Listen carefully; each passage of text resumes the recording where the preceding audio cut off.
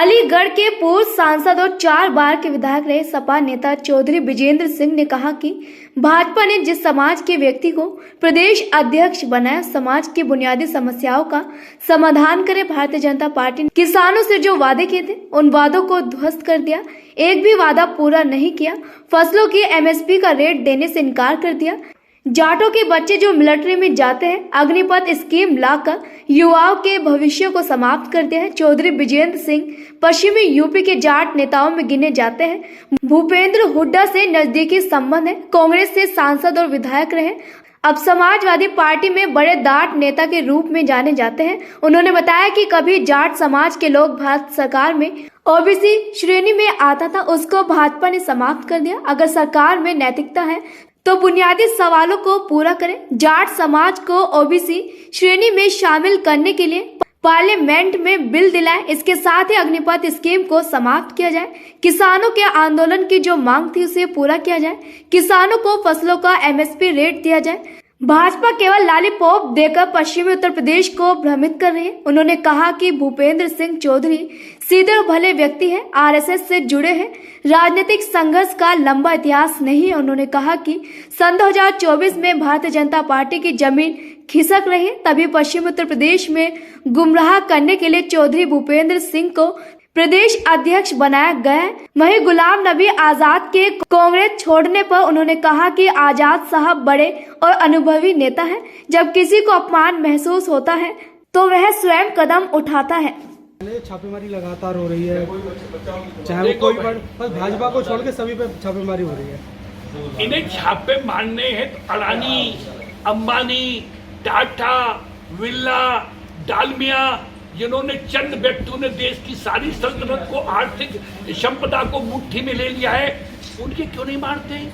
या फिर 8 वर्ष के कार्यकाल में इनके में 8.5 साल के कार्यकाल में ये अपने मंत्री, सांसद, विधायक जो भारतीय जनता पार्टी के हैं, उनकी आय और व्यय का ब्यौरा लेकर के देश की जनता की अदालत में क्यों नहीं पेश करते हैं? उसे करें। केवल विपक्षी पार्टियों के यहाँ छापे, ये तो भारतीय जनता पार्टी की कमजोरी को दर्शाता है, बदले की भावना को दर्शाता है। ये तो लोकतंत्र की हत्या का इससे बड़ा प्रमाण क्या हो सकता है कि सेल्फ डिफेंस बॉडी होती है सीबीआई, तमाम संस्थाएं हैं, इन संस्थाओं को ऐसे कर लिया है जैसे इनकी पार्टी के फ्रंटल संगठन बन चुके हैं। ऐसा नहीं करना चाहिए। सांसद क्या मानते हैं कि विपक्ष में जो खलबली मच गई है, इस बात को लेकर डर महसूस हो रहा है, जो छापेमारी वाली बात है कि कब किसका लिस्ट? अरे भाई, विपक्ष के पास अब क्या बचा है? सो खलबली मचाएगा।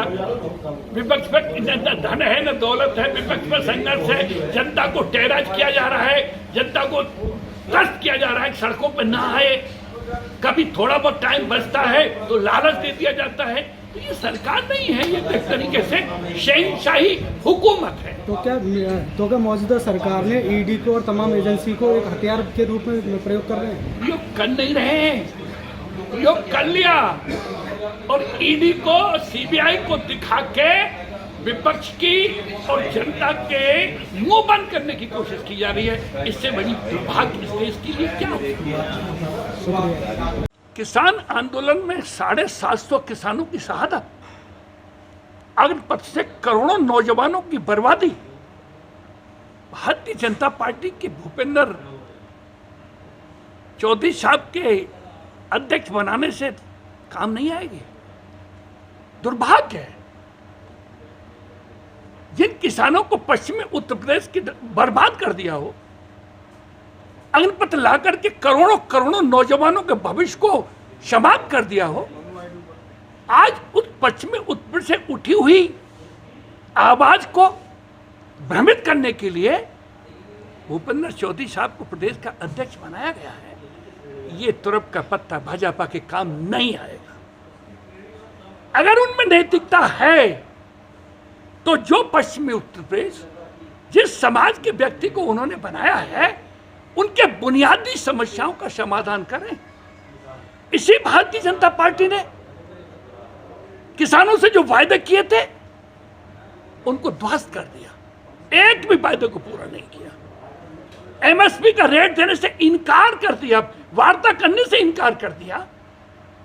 जिस पश्चिमी उत्तर तमाम समाज के लोग विशेष रूप से जाटों के बच्चे जो नौजवान मिलिट्री में जाते हैं, पैरामिलिट्री फोर्सेज में जाते हैं, उनकी अनपत ला करके उनके भविष्य, उनके परिवारों को भविष्य के प्रति समाप्त कर दिया है।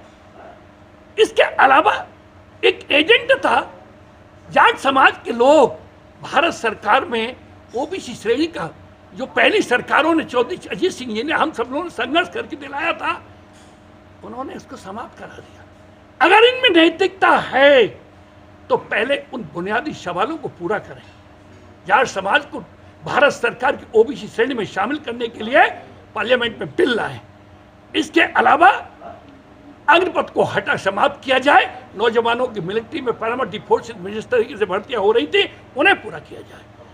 किसानों के आंदोलन की जो मांग थी एमएसपी की सभी फसलों का रेट दिया जाएगा, इसे पूरा किया जाए। अंतर लॉलीपॉप दे करके पश्चिमी उत्तर प्रदेश से भ्रमित करके पूरे देश को भ्रमित करने की कोशिश। ये बताइए कि भाजपा ये कह रहे हैं कि मैं इतना कहना चाहूंगा कि वो सीधे भले व्यक्ति हैं, इसमें कोई दो राय नहीं है। आरएसएस से जुड़े हुए लोग हैं वो, उन्हें कोई राजनीतिक लंबा संघर्ष का इतिहास तो है नहीं कि 4-6 बार एमएलए रहे हो, एमपी रहे हो, बहुत कुछ रहे हो। और किसानों में देखिए, पश्चिमी उत्तर प्रदेश 200 किलोमीटर का हमेशा किसानों नौजवानों के लिए और आवाज उठाता रहा है। स्वर्गीय महात्मा चौधरी चरण सिंह के पीरियड में से भी किसानों ने बड़े बड़े आंदोलन पश्चिमी उत्तर प्रदेश शुरू हुए। तो भूपेंद्र आपके चौधरी साहब क्या उनके वारिस जैन चौधरी साहब या गठबंधन में अखिलेश जी और जैन जी को जवाब दे पाएंगे?